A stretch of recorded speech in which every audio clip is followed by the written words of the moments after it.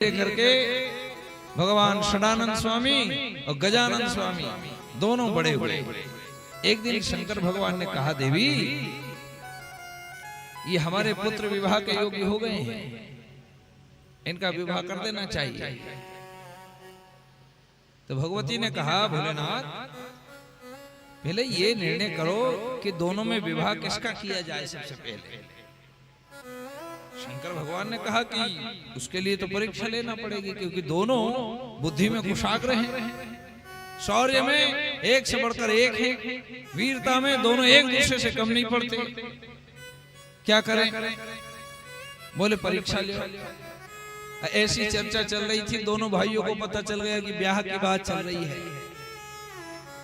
दोनों गए भगवान शिव के पास, कार्तिक स्वामी के गजानन से, सुन रहे हो गणपति, शादी की बात चल रही है हमारी, तुम कराओगे कि हम पहले? गणेश कहते भैया आप ही करा लो, आप बड़े हैं। षडानंद के ना ना ना, मेरा लाड़ प्यार तुझ पे ज्यादा है, पहले तू करा ले। दोनों विवाह के लिए ऐसी बातें कर रहे हैं। भगवान शिव और भगवती को पता चला तो भगवान शिव ने कहा, सुनो गजानन, सुनो षडानंद, सुनो, सर्वप्रथम विवाह उसका होगा जो सबसे पहले पूरी पृथ्वी की परिक्रमा करके आ जाएगा। सबसे पहले उसका विवाह हम करेंगे। कार्तिक स्वामी ने कहा, ठीक है, देखते हैं दोनों में से कौन सबसे पहले पृथ्वी की परिक्रमा करके लौट करके आता है। कार्तिक स्वामी तो बैठे मोर के ऊपर और फुर चल दिए। गणपति सोचने लगे, एक तो हम स्थूल काय वाले, इतना मोटा शरीर, और उस पर भी हमारा छोटा सा वाहन, कितना चलेगा? और ये बड़े भैया के पास तो प्लेन जैसी बात है, साधन है, तो ये तो बहुत जल्दी परिक्रमा पूरी करके लौट आएंगे, हमें तो काफी समय लगेगा, क्या करें? तो गणपति ने सोचा कि क्यों ना पृथ्वी की परिक्रमा करने का जितना पुण्य फल मिलता है उतना पुण्य फल हम यही ले लें, कैलाश पर ही। क्या करें? तो गणपति ने 2 आसन बिछाए और भगवान भोलेनाथ और भगवती को लाकर के दोनों आसन पर विराजमान किया, चरण पखारे, तिलक लगाया, माला पहनाई, आरती उतारी, दंडोत प्रणाम किया और 7 बार भगवान शिव और भगवती की परिक्रमा करी। भगवान शिव ने कहा, गजानन क्या कर रहे हो? क्या ब्याह नहीं करा ना तुम्हें? वो तुम्हारे भैया देखो तो परिक्रमा पर चले गए और तुम अभी यहीं पूजन में लगे हुए हो। गजानन स्वामी ने कहा, महाराज सुनो पिताश्री, आप तो ब्याह की तैयारी करो। कहा क्यों? कहा पृथ्वी की परिक्रमा तो करके आओ पहले, फिर ब्याह करेंगे।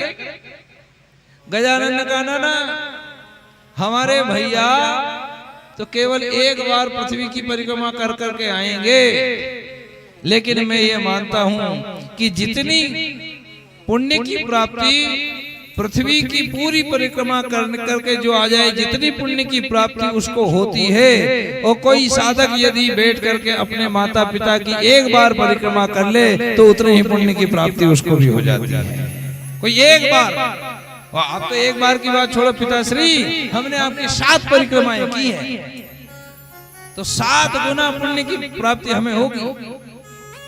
भगवान समझ गए कि गजानन चाहे स्थूल देह के हैं, लेकिन बुद्धि बड़ी सूक्ष्म है, बड़ी तीव्र बुद्धि है गणपति की। एक विश्वरूप नाम के प्रचेता को जब ये बात पता चली कि भगवान शिव अपने पुत्र के विवाह के लिए विचार कर रहे हैं, तो विश्वरूप ने जाकर के भगवान शिव से निवेदन किया, महाराज मेरी 2 पुत्रियां हैं, आपकी अनुमति हो तो आप अपनी बहू उन्हें स्वीकार करें। आपके बेटे का पाणी ग्रहण मेरी बेटियों के साथ कर दीजिए। कौन है आपकी बेटियां? बोले सिद्धि और बुद्धि। कहीं कहीं रिद्धि का भी नाम कहीं कहीं आता है, पर सिद्धि बुद्धि शिव पुराण के अनुसार।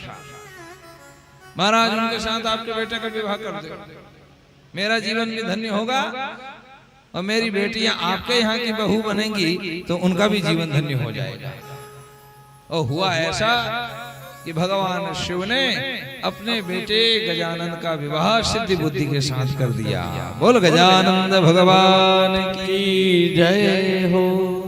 अब महाराज गणपति तो परिवार के साथ रहने लगे और इधर कार्तिक स्वामी पूरी पृथ्वी की परिक्रमा करके जब लौटे तो रास्ते में ही नारद मिल गए।